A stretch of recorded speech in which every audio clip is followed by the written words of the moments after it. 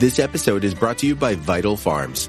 Isn't it bullshit to have to question where your food comes from? At Vital Farms, you can trace your pasture-raised eggs all the way back to the source, the pasture. On the side of each pasture-raised carton of eggs, you'll find the name of the farm where your eggs were laid. And when you look the farm up on their website, you'll get a peek at all the sunshine, fresh air, and open space the hens enjoy. Learn more and find out where to buy them at vitalfarms.com. Vital Farms, keeping it bullshit-free.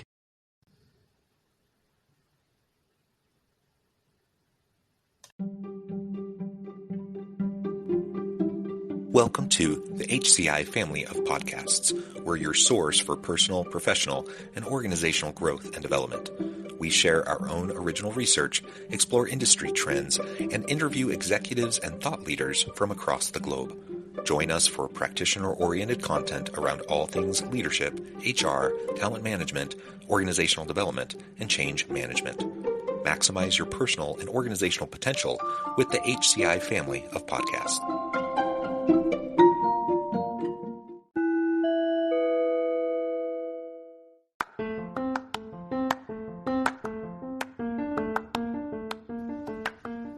Welcome to the podcast. In this podcast episode, I talk with Deb Calvert about encouraging and supporting leadership at every level of the organization.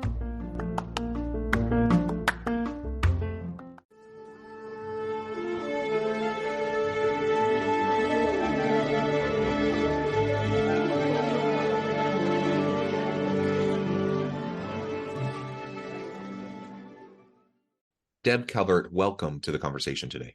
John, thank you. I am delighted to be with you here today.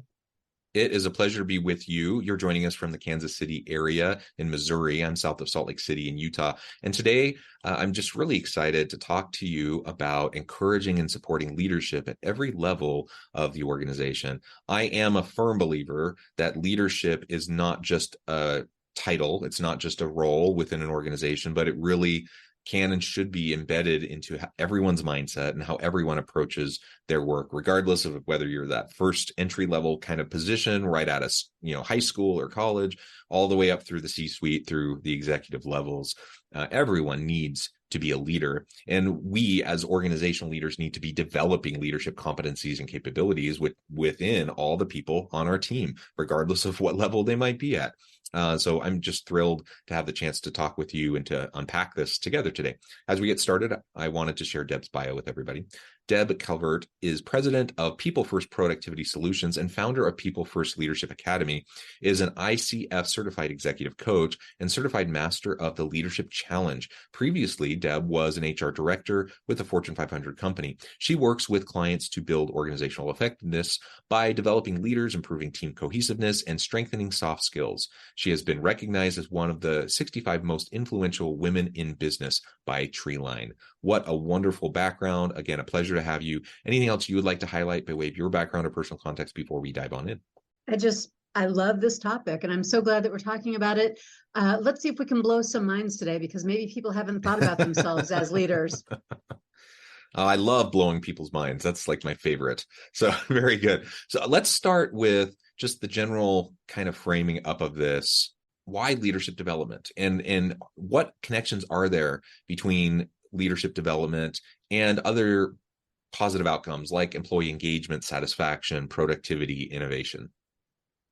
Yeah, well, first, why leadership? I don't know about you, John, but every day it seems like things get harder than they used to be. And I believe that in this world today, everybody, every single person is craving clarity and maybe control and a sense of leadership, direction, that we're all looking for someone to guide us. And sometimes we need to be self-leaders. And there's this big void.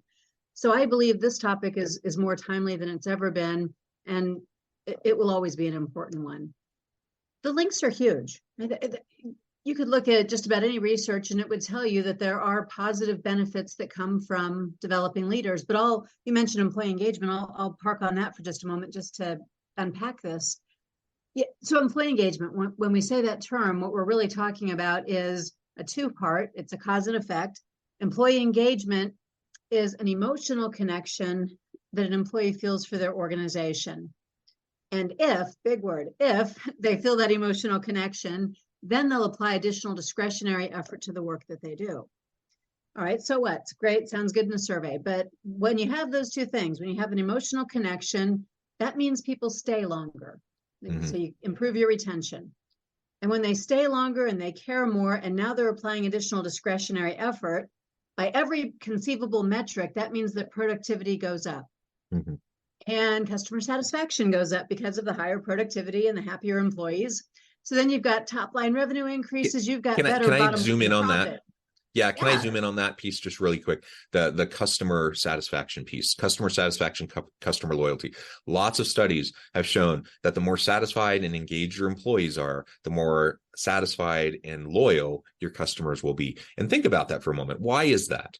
Now, just imagine, like, don't imagine, I mean, reflect on your experiences in places that have been really great, places to go as a customer, and places that have not been so great.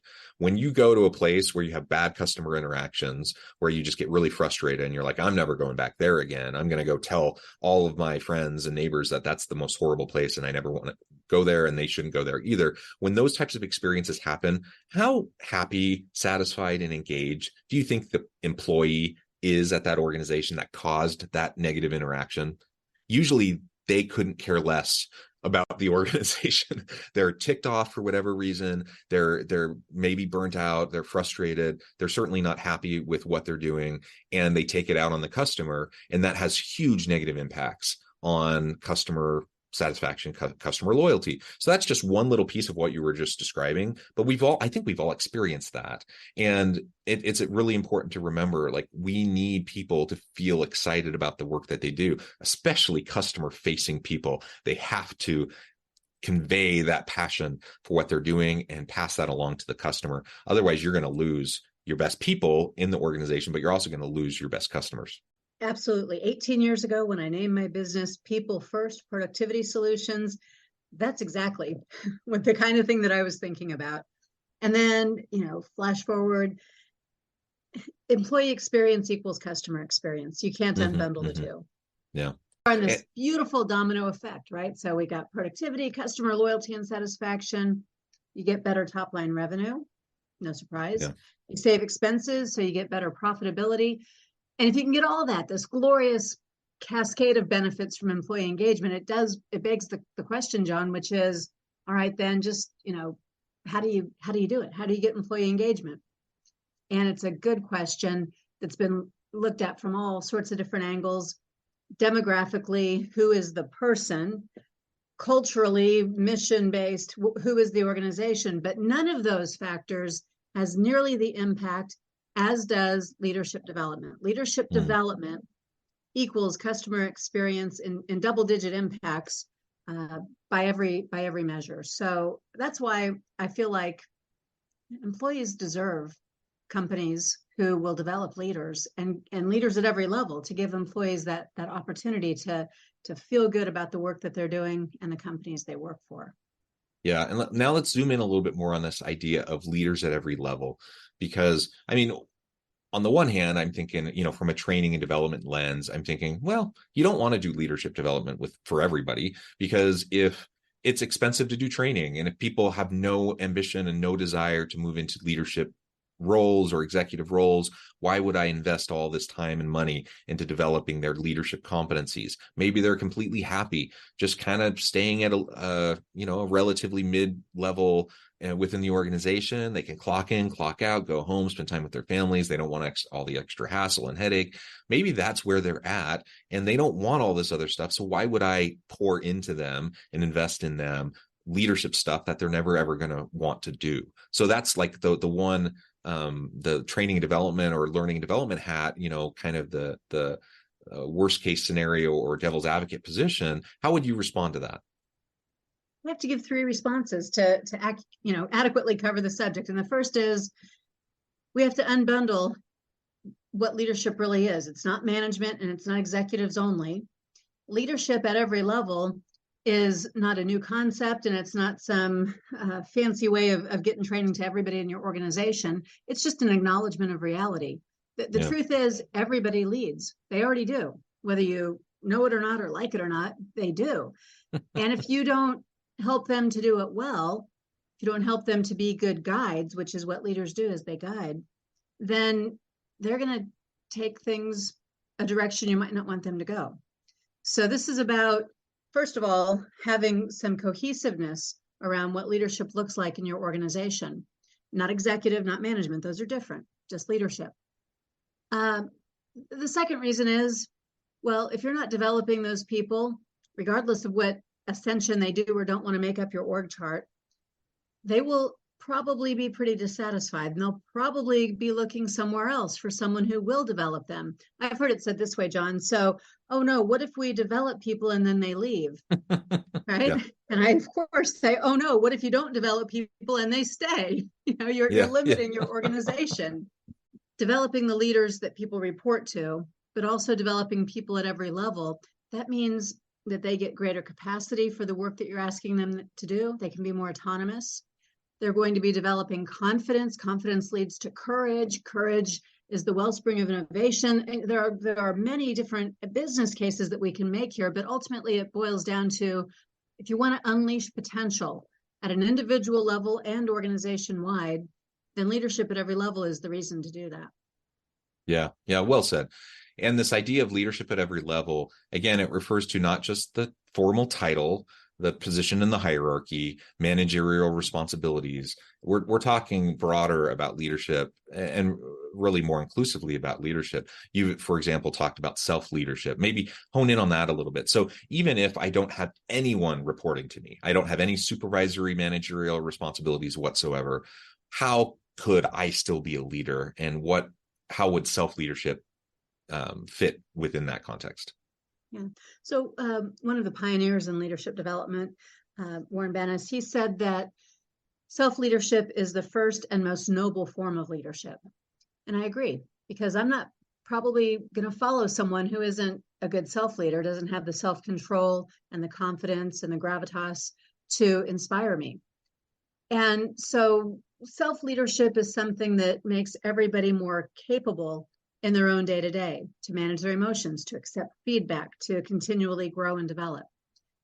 And I guess I could frame it up like this to talk about what might not be as obvious as it should be, but if you've ever watched 2 3-year-olds playing next to each other on the playground, no formal education, let alone leadership development, and yet in any one of those moments, one of them is leading, and they take turns, and leadership is for everybody, and they watch and they get motivated by, and they learn from, and they play better together when they're having that kind of organic leadership that's happening. Yeah, absolutely. Lots of lessons we can gain from watching children and how they interact with each other. So I'm glad you brought that up. Now, you've also talked about the distinction between leadership and management skills. Let's hone in on that a little bit more. I'm sure everyone listening has heard about management is not leadership. Leadership is not management. Like, these things are distinct. And there's lots of people who have talked about it, lots of articles on this. Yet, I think we still over and over and over again tend to fall back on this old paradigm of leadership, equating it with management. There are some overlaps, but there are distinct skills, competencies, and capabilities of the two different realms. And frankly, in an ideal world, I want someone who's a great leader and a great manager, but it's not always the same thing, right? The same skill sets. It's not. The word manage comes from originally the word that was meant for hand in Spanish, mano, right? Manage, mano, handle. And that's what managers do. They handle what needs to be done today. They handle that work through other people. They handle the assignments, the tasks, the KPIs, and so on. But the original root word of leadership was leiden, which meant to guide.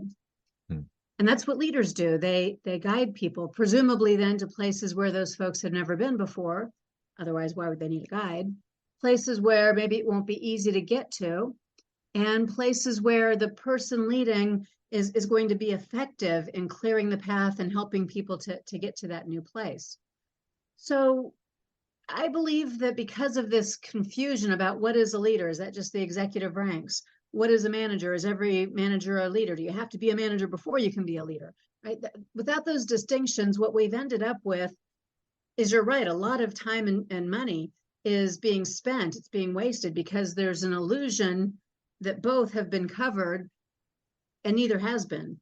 Like I'll give you an example, John. Think about all those executive education programs, the ones with great big price tags at major universities.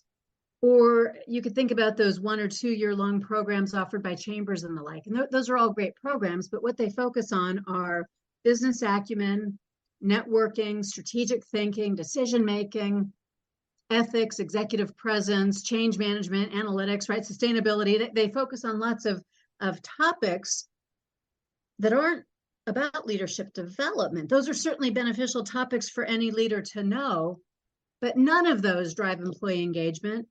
None of those position leaders to improve the employee experience or to shape the culture of the organization. So inside an organization, you need basic supervisory skills for the science of managing, and you need true leadership behavior skills for driving employee engagement. And when you have that, you've covered the bases. Yeah, well said. Well, very good. So how do we start to shift? My experience has been in most organizations that you have well-meaning individuals who find themselves in these formal hierarchical managerial leadership roles. They don't really know much about leadership usually. They're kind of just trying to build the plane while they're flying it and figure it out. And they usually default to what they've observed in the past. So if they've seen people do certain things, they'll just kind of replicate and do those same certain things. A lot of times it's actually not very effective. Sometimes it's even toxic, unhealthy behaviors. So how do we start to disrupt this world where most people don't really know what they're doing in terms of leadership? They're running around like chickens with their heads cut off, trying to just put out fires all day instead of actually doing leadership stuff. And how do we, because until we can do that, I don't think we can even really start to tackle this mindset shift around helping everyone develop these leadership capacities if the people who should be leaders themselves aren't actually leading because they just don't have the bandwidth, they don't have the time or the energy to even invest in it. Yeah, usually they just don't know what they don't know. Yeah. And so my recommendation is that you learn about behaviors that make leaders effective. There is an evidence-based framework. It's called the 5 Practices of Exemplary Leadership. Over 6 million people have participated worldwide in 40 years of research about that. It's referenced in just about any leadership book that you'll probably ever pick up. It comes from Jim Kouzes and Barry Posner. The book that they've written is called The Leadership Challenge, and that's also the primary branding around their workshops. But those 30 behaviors that are nested within all of that, every one of them has an impact on employee engagement. Every one of them is proven. You're not just guessing or trying to start from scratch to craft something. And it fits very nicely in with any other construct that you might have for your leadership development, because this is the piece that's behavior based. Simple, 30 easy behaviors that anyone could do more frequently and will become more effective when they do. So I don't think you were after a commercial message there, but that's the one and only way I know that gets people to see leadership for what it is. It's a set of choices and behaviors. Yeah. And from your own experience, both with that framework and your own work, you've worked with lots of clients doing lots of great work. What would be maybe those 2 or 3 things that you would suggest to anyone listening today if they want to start taking these first steps forward? Yeah. Well, I'll give you a few of the behaviors as examples. I think one that is more important today than ever, given the state of the world, is a behavior that's super simple, and it's not going to be a surprise to anyone, but you have to actually choose it. And that's to actively listen to diverse points of view. So not just letting the sound fall in your ears, not giving lip service to, okay, let's do a round robin so everybody has an opportunity to express their opinion, but actively, as often as possible, mining for those diverse points of view and then genuinely considering them and bringing them into the mix. I just think that's a solid starting place, and probably no one is doing that as often as they'd really like to be. Yeah, good. And others? Yeah. So some of the other ones are super easy. The one that rates most high, and I'll tell you the one that rates most often low in the assessment, the one that most often in my experience rates at the top of the 360 assessment that goes with this, is that you treat others with dignity and respect. Yeah. Okay? No brainer. But do it more often and do it very thoughtfully, because that could mean different things to different people. So know people to do it well. Yeah, well, and that does connect with the first one as well, right? Unless you're talking to people, getting access to and exposure to diverse perspectives and really carefully listening, you're not going to be in a position to treat people with dignity and respect. You're just not. And it really is that simple. Like the number of times I tell this to clients or, people who are in training sessions or students at the university, that like you boil all of this down. You boil all of the leadership stuff, all of the organizational behavior stuff, all of the change stuff. You boil it all down to like some very simple things. One of the most simple foundational pieces is treat people with dignity and respect. If we would all just treat people with dignity and respect, this world would be so much better. Organizations would run so much better and would be so much more healthy. And all of the division and the polarization that we see in society, it wouldn't magically go away, but you just listen to people and treat them with dignity and respect, and be a little bit compassionate towards their perspective. And my goodness, so many of the challenges that we face would not magically go away, but they bleed to the background a little bit, and we'd be in a better position to address them in meaningful ways. So I love the two that you just mentioned. I think that is like perhaps the most important thing that anyone can do within their organization, within your own self-practice, within your working with your teams. Listen hard. Try to get diverse perspectives, and not in performative ways, but actually paying attention and really taking into account what people are sharing with you. We've all been there. We've all been in those meetings where people ask for input, and you know very well that they've already made their decision and they're just going through the motions to so people can feel like they're being included. And you know that they're not actually taking into account your perspectives. That's frustrating. That's demotivating. That's actually not going to build any engagement. It's going to erode engagement and trust. And then treating people with dignity and respect at that foundational level, just recognizing, helping people recognize what your company, what your organization is all about is about people. It's about treating people well. And we're going to disagree on things. We're going to vehemently disagree on things at times. And sometimes, we're going to be at huge odds and butting heads with each other, but we're still going to be focused on treating each other with dignity and respect, recognizing that people have good reasons for their perspectives. And it's built on experiences. It's built on their own unique background. And until we can listen hard and understand where they're coming from, we're probably going to be missing out on some really important pieces that could help us perform better, serve our clientele better, bring more value to the marketplace. Well said. Just like you said earlier, watch the 3-year-olds on the playground, right? They typically do more of that than sometimes we see in office places. So let me give you the bottom one. It's not nearly as easy as the first two. So it is that the leader is asking for feedback about how his or her behaviors affect other people's performance. So it's a two-parter. Asking for feedback is hard enough, but now asking for very narrow, specific feedback. I did this, John. How did that impact you? It's a scary, scary promise, but highly effective. Yeah, no, it can be. People often don't like holding that mirror up in front of their face and actually looking at and acknowledging what is staring right back at them. It can be really hard, especially if we know if we're feeling a little vulnerable, we're feeling maybe a little bit of imposter syndrome. We already recognize that we don't know what we're doing, and so we're really nervous about how we get the feedback. We want people to like us, we want people to see us as competent, etc. But leaning into a space where there's psychological safety, where everyone knows that they can share with each other what they're thinking.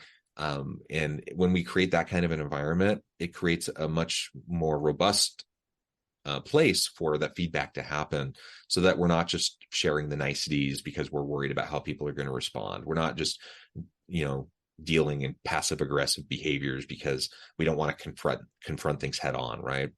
Simple, right? Choices day to day in everything that you do, choosing more often to demonstrate these leadership behaviors makes you effective as a leader, regardless of level. And it doesn't have to cost a fortune for companies to do this. That's a myth as well. So it's and everything we just talked about, those 3 areas, I suspect anyone listening would say, yeah, I would love for everyone in my organization to further develop those 3 competency areas, right? And those skill sets. So let's do it. Let's commit to it. Well, Deb, it has been a real pleasure. I know the time, I need to let you go here in just a minute, but before we wrap things up for today, I wanted to give you a chance to share with the audience how they can connect with you and find out more about your work, your team, and then give us the final word on the topic for today. Well, thank you again, John. My company is People First Productivity Solutions, the website People First PS.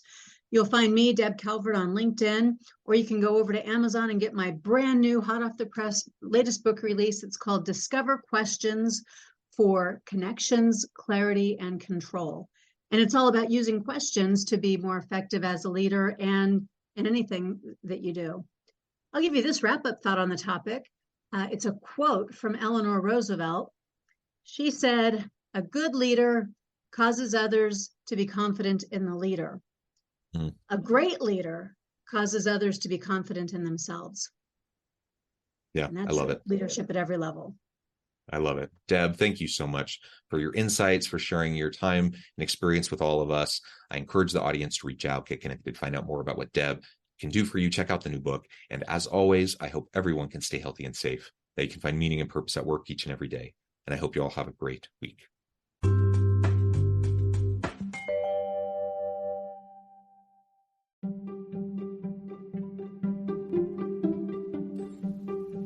Thanks for joining us for this episode of the podcast. We hope you stay healthy and safe, and please join us again soon.